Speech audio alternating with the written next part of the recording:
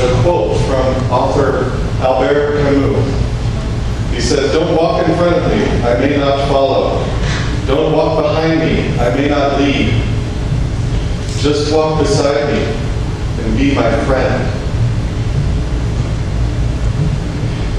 This quote, I think, encapsulates what good friendship is, and it definitely describes my friendship with Mr. Abdus Sattar.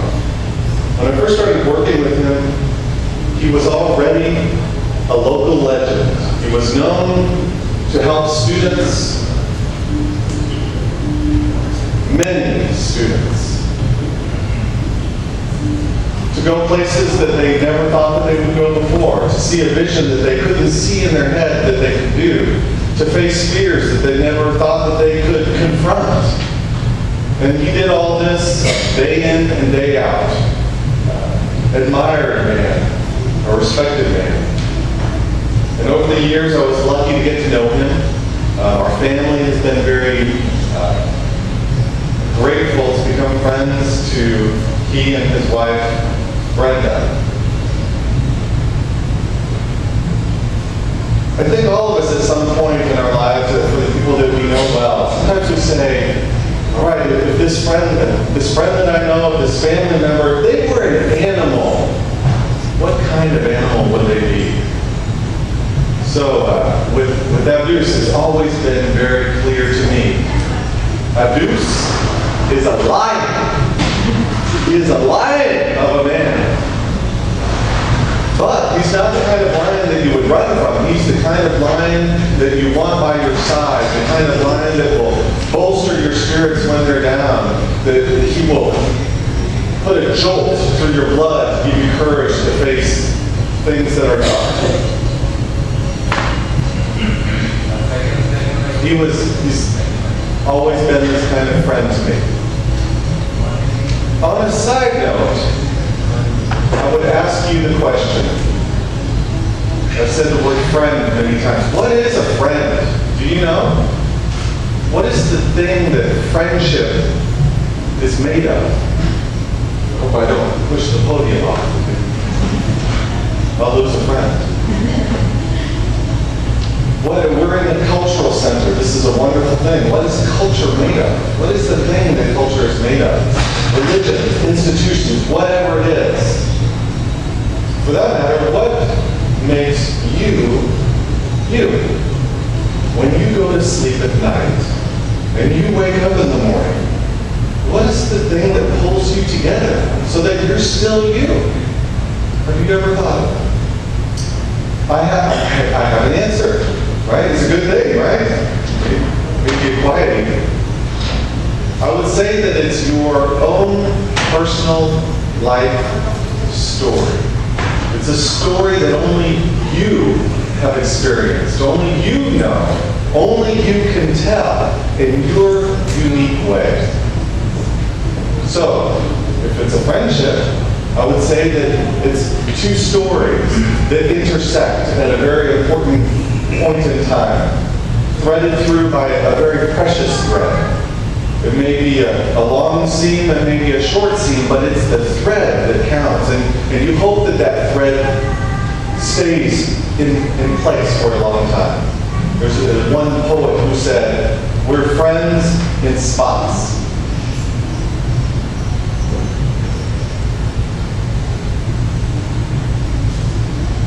So I would say that you are your story, I am my story, and thank goodness our stories intersect tonight. I'm about to introduce author, great friend of mine, Mr. Abdus Sattar. And he wrote this wonderful book, I'll show it to you, Distant Harmony, Stories from Around the World. So you say, what is the book about? Stories, short stories. That's the easy answer, right? But I would say maybe it's more than that.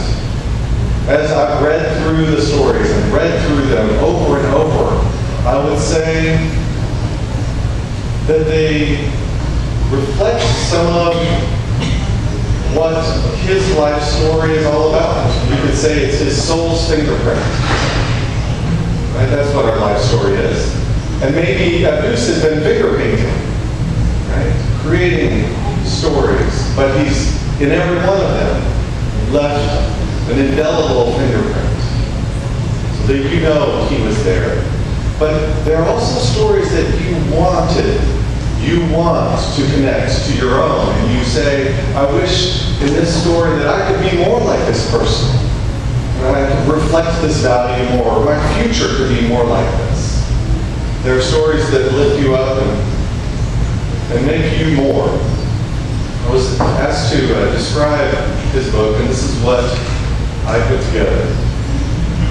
As a gracious host, Mr. Sattar invites us into the home of his mind, his memories, his imaginings. You will see distant lands, smell exotic scents, and bridge cultural divides through a humanity that's universal.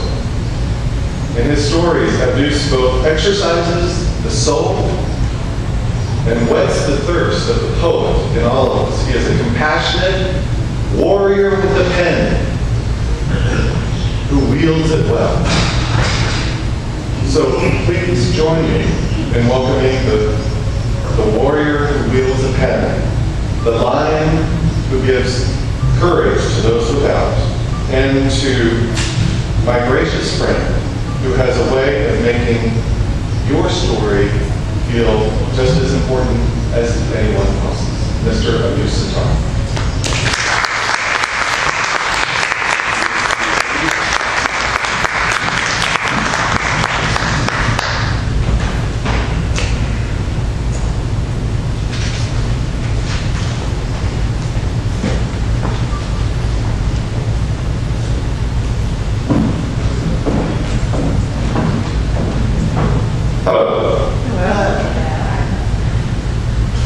I think my friend made a mistake. He said that Mohsin is the handsome.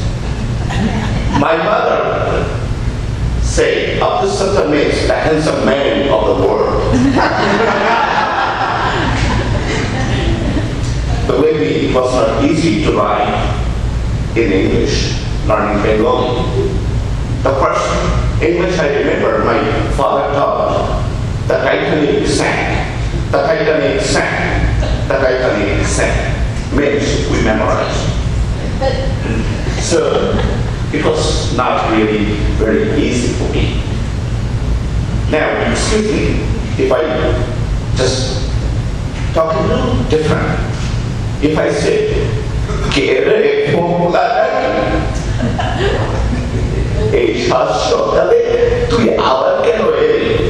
it means to create this appeal in English. It was really hard. Sometimes to convey the message or to get the right appeal, I had to read maybe 400 pages.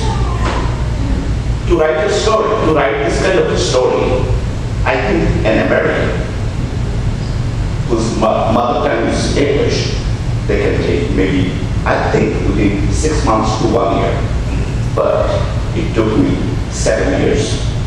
Doesn't mean that these 7 years materials are there, but it means that I tried to create that view the way it should be. I researched.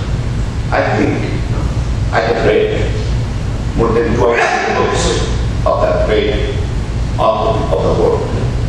It took me around 7 years. Sometimes my voices are shaky. It is not that I'm nervous. It is, I had a radiation, 36 radiation, and it goes down, so forgive me, excuse me.